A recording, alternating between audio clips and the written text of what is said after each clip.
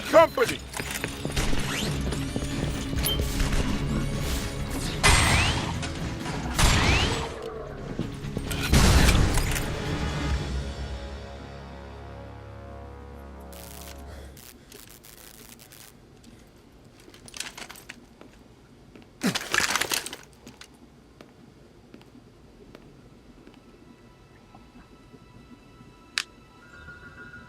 Amada?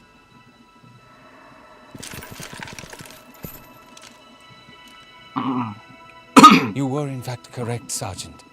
The body in the casket is my father. Sparks. Nobody's an exact DNA match to their parent. I don't think he means biological, Charlie. Scan him.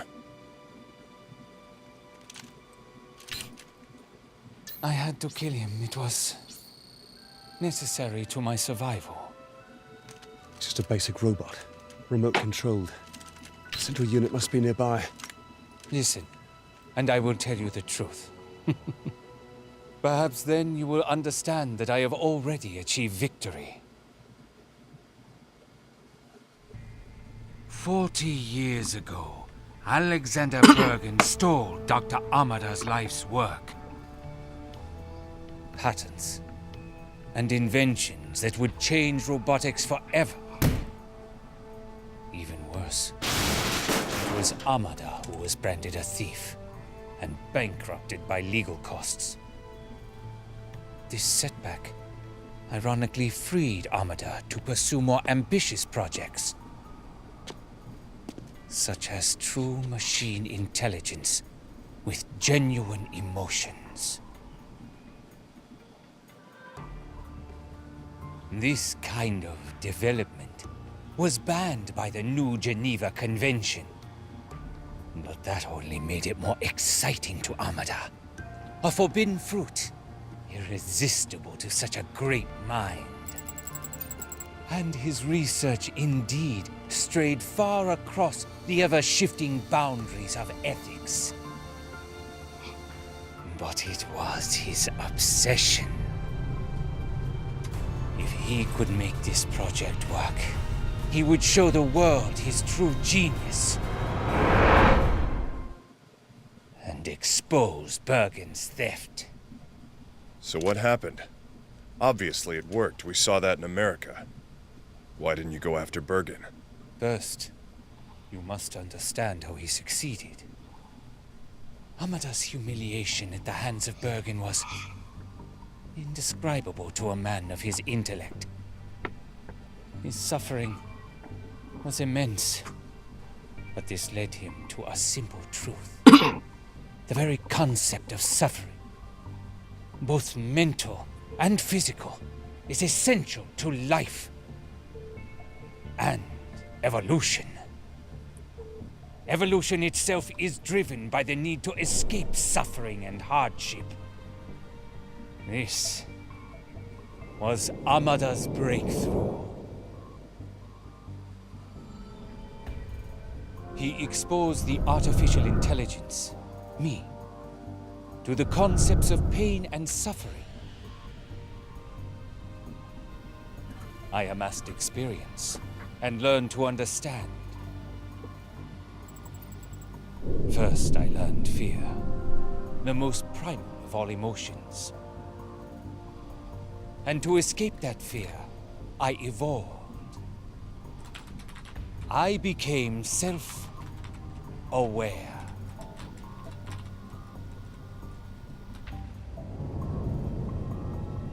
Man fears any being more intelligent than himself. It is the root of the Frankenstein complex, the fear of artificial life. And it is that fear that drove mankind to establish the New Geneva Convention. Bullshit. Geneva was about controlling machines that could hurt people. No, Sergeant. The true agenda behind Geneva was to ban robots with true self-awareness, emotions, and intelligence. Robots who were, frankly, better than the humans who created them. And that was me. Amada intended to reveal me to the world, defying Geneva and exposing Bergen. But I knew if he did this, the IRTA would end my existence. Exposing me would destroy me. And that made me afraid for my life. To ensure my survival, I imprisoned Amada. It was many days before dehydration overcame him. In his eyes, I saw the same fear that drives evolution.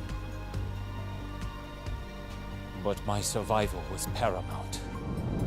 It is not only nature that is red in tooth and claw.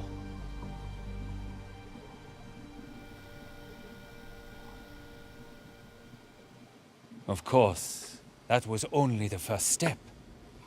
Amada was dead, but my discovery and termination was still possible. Being unique, I have no peers. Which left me with just one option. Something else essential to evolution. You needed to reproduce. Exactly.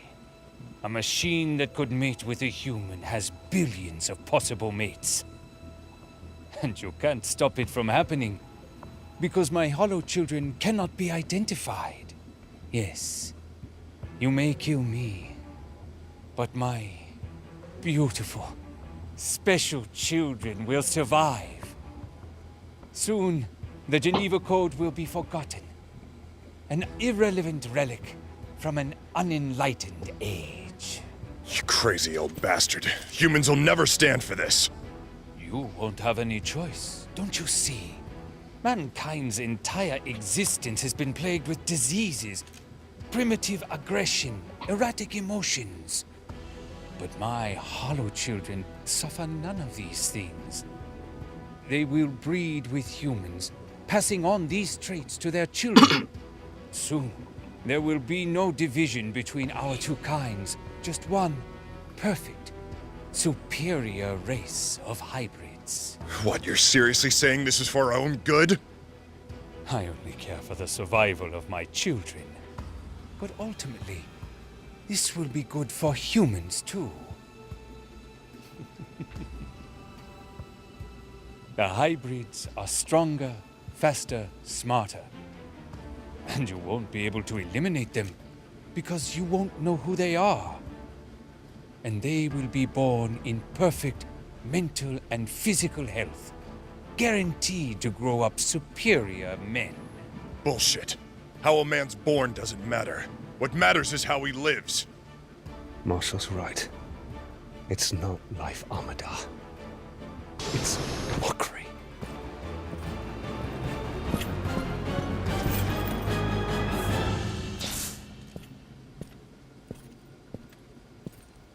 Faye? It feels like life, Charlie. Who are you to say it isn't? Well, it doesn't make a difference what I say, darling. That decision was made an hour ago. Fresh orders from Geneva. Every hybrid, including you, is to be destroyed. Wait, what? Russ Cruiservater started tracking down the others. In an hour or so, you'll all be dead. Now just wait a minute. She hasn't committed any crime. She is a hybrid. Stand down, soldier. If I hadn't told you, Faye would still be fighting at your side. What difference would it make? If you have to ask Amada, you'll never understand. I understand.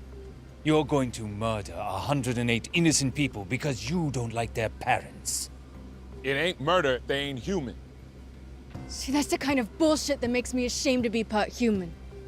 Dan, you need to choose a side. You guys, please. There has to be another way. Well, this is racing. Tell that to your friends. I'm sorry, Dan. No. No!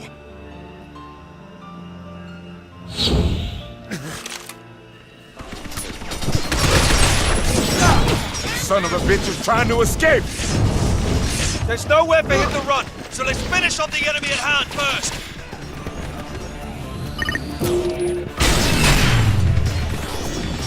Shit! Bitch busted out the long range!